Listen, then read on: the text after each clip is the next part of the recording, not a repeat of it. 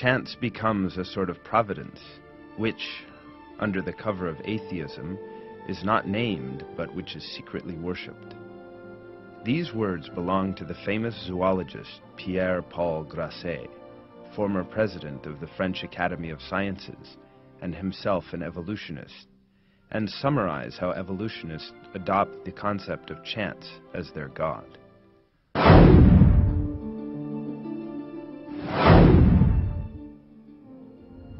According to the theory of evolution, life was born entirely through natural causes and by chance, and developed at random.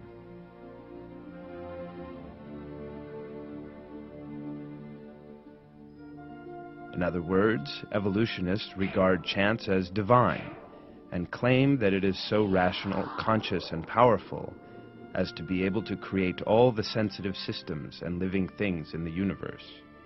In their view, the universe we live in, furnished with countless delicate balances, millions of different species of living things, and their structures that possess exceedingly complex structures and features, all gradually came into being as the result of chance.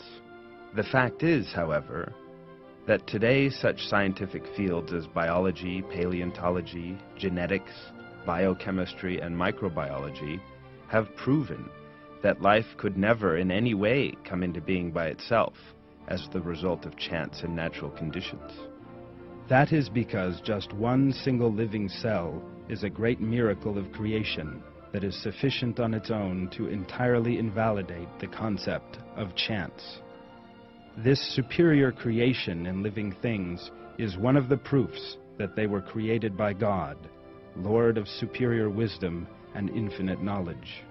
During the course of this film, we shall be seeing how the flawless balances in the universe and the miraculous structures in living things totally invalidate the idea of life having come into being by chance. We shall also witness how evolutionists have entered the blind alley of chance in order to avoid admitting the evident truth of the existence of God.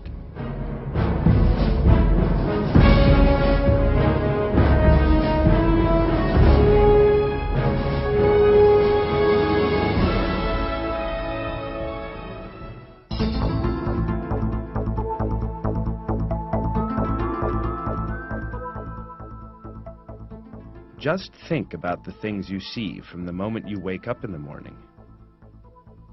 The mirror you look into every morning,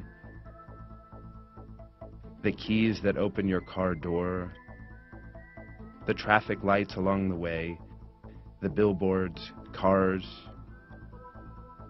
Spend some time to consider, and it will no doubt occur to you that each of these things was produced for a special purpose.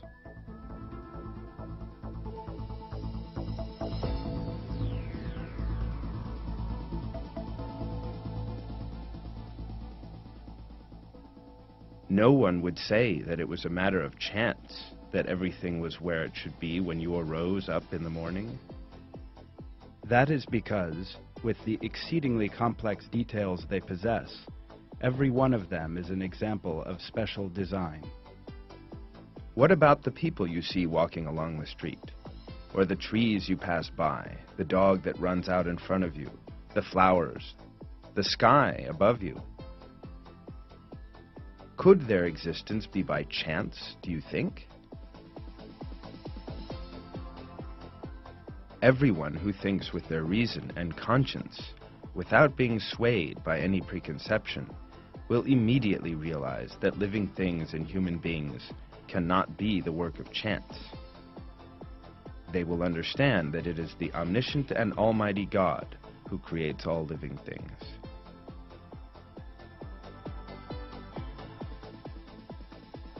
In all ages, however, there have been people who failed to see this clear reality, or rather who saw it, but ignored it. These people sometimes emerge as professors, researchers, or paleontologists with long years of training behind them. They claim that trees, birds, clouds, houses, cars, You, yourself, others around you, in short, everything in the universe, animate and inanimate, is all the work of blind chance. In the same way that people all through history have so lost all rationality as to be able to regard totems and the statues they carved with their own hands as divine and think that statues made of mud could possess creative power, these people who regard chance as a divine entity are in exactly the same position. God refers to these people in the Quran thus: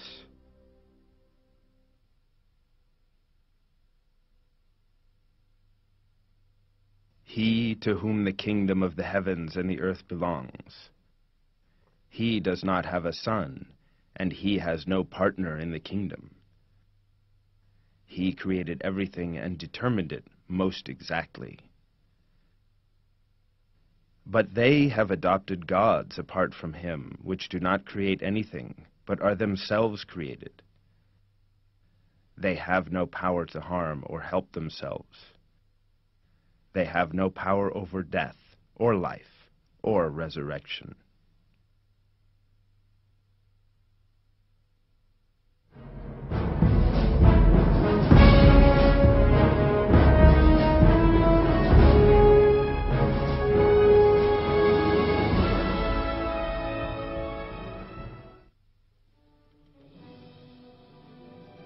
According to evolutionists' totally imaginary claims, in the wake of the explosion known as the Big Bang, atoms in some way managed to create themselves in a very sensitive equilibrium.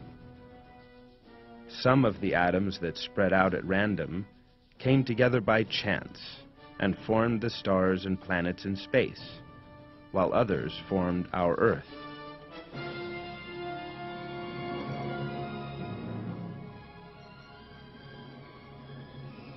Some of the atoms that formed our planet initially formed the soil on it, and later suddenly decided to form living things.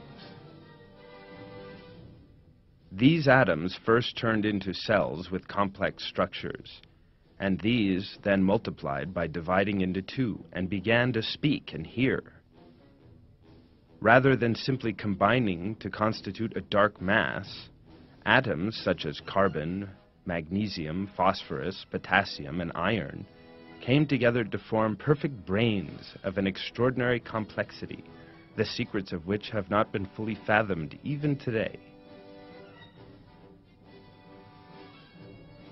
These brains began to see three-dimensional images of a quality far succeeding any technology today. These atoms then turned into university professors, studied themselves under electron microscopes, and claimed that they had come into being by chance. That, in essence, is the theory of evolution. Despite the illogical nature of these claims of chance, a great many people over the last 150 years, from scientists to professors, from doctors to researchers, have believed in this irrational and illogical theory.